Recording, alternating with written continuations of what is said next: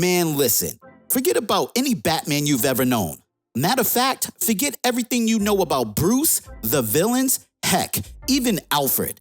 This isn't even Gotham at this point. If you've missed the all-in special we've covered on the channel, the link will be in the description and at the end of this video. Definitely check it out as we can thank Darkseid for giving us this Batman. Welcome to Keepin' It Comic, and let's get into Absolute Batman issue 1 because I'm freaking hyped. Right from the jump, we're getting info from a news anchor about a gang called the Party Animals, who slaughtered 9 people today, which included 2 officers, and it seems they've been on a crime wave. At the same time, we're getting a mystery man riding into Gotham on a bike, missing the city and taken back by how much it's changed since he's last been there. After 3 times riding around the city, because clearly something was supposed to change after the first time, this mystery man pulls into an alley on the side of Gotham Deli. Now, I don't know about you guys, but I'm not going to be going into an alley in the daytime in Gotham, never mind at night. But the mystery person finally reveals himself, and who is it with the GQ magazine glow-up? Alfred Pennyworth himself, and he made it known off rip. He's there to do bad things. So while my man Alfred is grabbing some tea, and let me just say, this one stand in a dark alley is the only place in Gotham that carries the brand that he likes for some reason. The tea guy Amir tells him not to leave his bike there unless he's looking for trouble. But Alfred is like, nah, I'm not worried. He walks across the alley and uses a retinal scanner and walks into a room where the man has more guns and ammo than room. Oh, and a teapot. Because what's guns without tea, you know? It's like having a sandwich without bread. As Alfred is getting set up on his laptop, he leaves his daughter Julia a message. Now, we don't know if Julia still becomes a member of the British Special Reconnaissance Regiment, so I hope they explain that before the series is over. But back to the laptop. Alfred signs in and asks, what's the assignment? Hopefully, if my man is now a hitman, he's better than Timothy Oliphant was in 2007 because that movie was trash. But we do find out more about the gang from the beginning. You know, the Party Animals? Well, it seems the last 3 months they've been causing chaos, butchering people at random, and raised the crime rate by 700%. The day before, they torched a daycare and danced outside while 32 people, including kids, burned. Talk about heartless. Alfred is told where he needs to be and that he can only surveillance and gather information on the Party Animals. He is not to engage. He's also told there might be another player in town, but they've only got glimpses of him, and that Alfred has authorization to engage with him. They sign off by saying they're sending the coordinates to his bike. I don't know about you, but I need to know who's giving orders and what organization is this? As Alfred is leaving, he says he is a servant, which makes me wonder, is this Alfred a part of the SRR? But needless to say, Gotham is in a breeze because Alfred goes outside and someone stole his bike. You know, the one that he was warned not to leave there unless he was looking for a problem. All he could do was grit his teeth and say, I hate this effing place. So we finally get to see a familiar villain, and yet he doesn't seem like a villain. We see someone training inside Croc's gym. I think you know where they're going with this. But this young man training, we get no insight on who it is. Just some words while hitting the punching bags. No fear, no weakness. Tonight, you are a... And then he's interrupted by none other than Bruce himself, who states, it's my turn. And may I say, this mystery kid who I think might end up being a Robin in the future definitely seems a tad skittish of Bruce. And let me also say, Bruce is jacked and angry looking too. I mean, one combo and he broke the punching bag. How you come in the gym looking like an evil Ryu?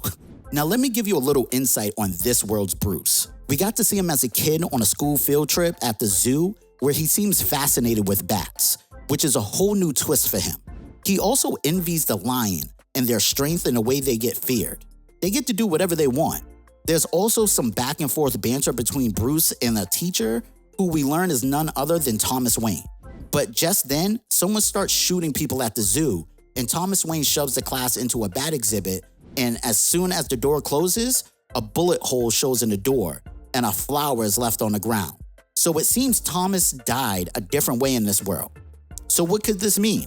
But let's jump back to the punching bag that broke.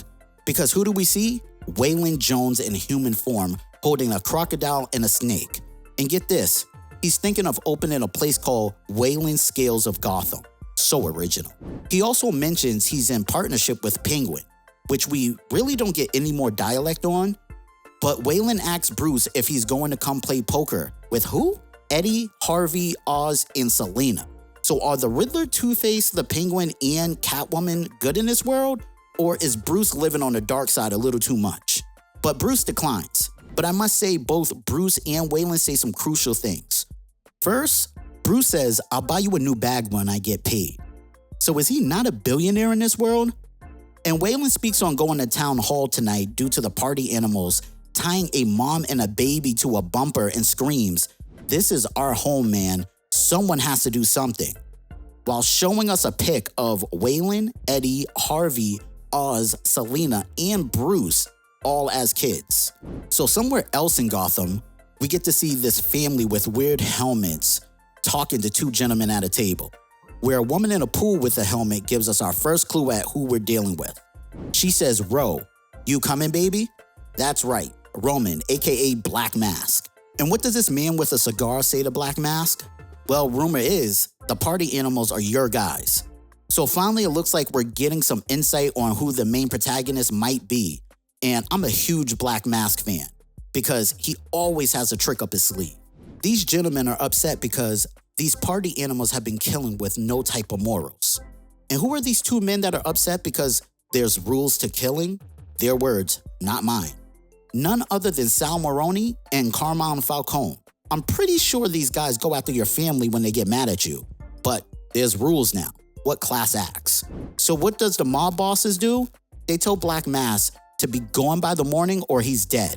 They have people and family all over Gotham. Now remember, that girl that asked Black Mask if he was coming in the pool?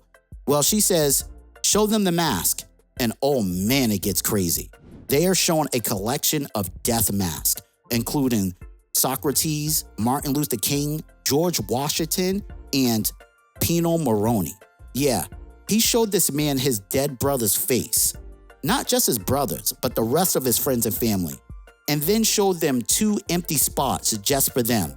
Then bam, two knives to the eyes while the other's getting strangled. I wonder if he's seen that coming. Now, as we see more killings from the party animals, which really are starting to give me a Purge vibe, we get to see a silhouette of Batman. And I'm telling you, I'm feeling like he's Spawn right now because this cape is longer than the last 5 minutes of work. Now, let's talk about this town hall meeting that Waylon was talking about earlier because we get to see a lot of unhappy people in here wanting Gordon to step down as mayor. It seems this man can never catch a break, I swear. But who do we see in the crowd having Gordon's back? Well, it's Waylon. So I'm taking it that he's on the good side in this world for sure. It seems like earlier today, the party animals burned down the police station. So it's no surprise that we see Bullock looking mad. But I don't know if he has any other expressions because even in the cartoons, this man was always mad. Then this mystery woman steps up and starts to calm the crowd down.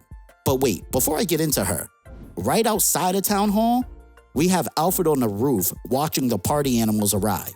So you know what's about to go down. In the middle of this woman calming everyone down, the party animals crash the meeting. Jim is like, leave everyone alone. And one of the party animals say, hi Jim, bye Jim, and shoots him right in front of Barbara, who's a cop now. Just then, something pulls three of the party animals outside and the door slams. We then learn that there's dozens of party animals outside. Just then, who do we see upside down through the door? Batman. Now, while this is going on, Alfred is watching this and is told to just chill out. Just then, the party animals start letting loose, shooting at Batman, who's still upside down and doesn't even move. This suit is clearly bulletproof. He drops a smoke pellet, and oh man, he looks like he has 4 wings with a tentacle at the end of them. And clearly he's been eating his Wheaties. It's pure chaos. I mean, this cape is grabbing, throwing, choking, even lifting him off the ground to do a split kick. I don't know if the cape is alive or what, but this is a crazy-ass upgrade. Alfred is amazed at what Batman can do, but it's clear he doesn't know the Waynes in this world. Just then, here comes the second wave of the party animals. Batman wants to lend an ear, so to speak, because he takes his ears off and throws them, and they start bouncing off of people's heads and land in a guy's shoulder. In the midst of all this blood and mayhem, Batman gets his ears back and puts them on like nothing happened. It's a bloodbath, and yet not a single fatality. But wait, if numbers don't work on him, let's try strength. Because here comes a huge guy with a machete. While he's bragging about this hand has killed blah blah blah, Batman has taken out a metal object and attached the bat symbol from his chest to it to make a bat-shetty. Yes, bat-shetty. I should copyright that probably. Now my question to everyone is, are you satisfied with cutting warm butter? Because that's how Batman cut this man's hand off. Then had the nerve to say they can reattach it at the hospital. That's like 3 blocks south or east of here. I can't remember all of a sudden. Talk about selective memory. Then Batman starts growing these spikes out of his back while telling the rest of the party animals that this is their only chance to get the F out of his way. So of course they all start to run, but Batman gives no Fs because he set up explosives to cut them off. Now, don't forget Alfred is here too, because he just got the order to engage Batman. This man walks up behind Batman with a shotgun, claiming it can kill him before he can blink. Well, that's all it took for Batman to kick Alfred in the chest, grab the gun, and disappear. Now, I'm not going to go through the whole investigation that Alfred does to find out Batman is Bruce, but one thing that does stand out to me, he brings up the zoo shooting, and it makes me wonder if that was Alfred on the job in his younger days. It's unclear if he's on the side of good or bad in this world, but the shooter is still kind of hidden. So after following Bruce the whole next day, we see a familiar face. Remember that woman who was calming down Town Hall? Well, we find out it is Martha Wayne. And it doesn't look like she's sitting on a mansion step, more like an apartment. Later that night, Alfred finds Bruce inside of a building that's unused. He tries to get the drop on Batman. Clearly, he doesn't understand Batman has a sneak level maxed out because Bats is waiting for him with that shotgun he stole the day before, and bam, he shot Alfred right in the face. And what did Alfred learn from this? 3 things. 1, the gun was modified to be non-lethal, but I'm sure it hurt like hell. 2, Batman is petty because he dropped the gun next to him, telling him, keep it, I don't need it. And 3, Batman took off on the bike that was stolen earlier. This man is ruthless. Now, there's 2 important things I have to end this with. 1, we see Alfred talking on his laptop again, and we learn that the person he was tracking before the party animals has disappeared.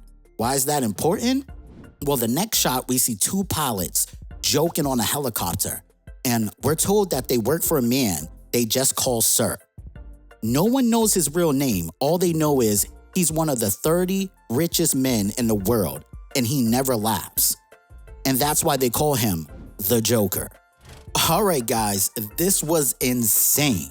Can we take a second to appreciate how some of Gotham's villains are possibly playing good guys? Because I need to know if they're gonna hold it down or if Gotham is about to fall apart. And Black Mask is always exciting because you never know what's next for him. And don't get me started on the Joker reveal. A Joker that never laughs? Oh man. And what's crazier to you guys? Batman's new weapon game or the fact that Alfred tried to get the drop on him? Drop a comment and tell me whose side you're on. Team Batman or Team Alfred? Don't forget to like, subscribe, and hit the bell notification because I have a feeling part 2 is going to be even crazier. And until next time, thanks for kicking it with Keeping It Comic.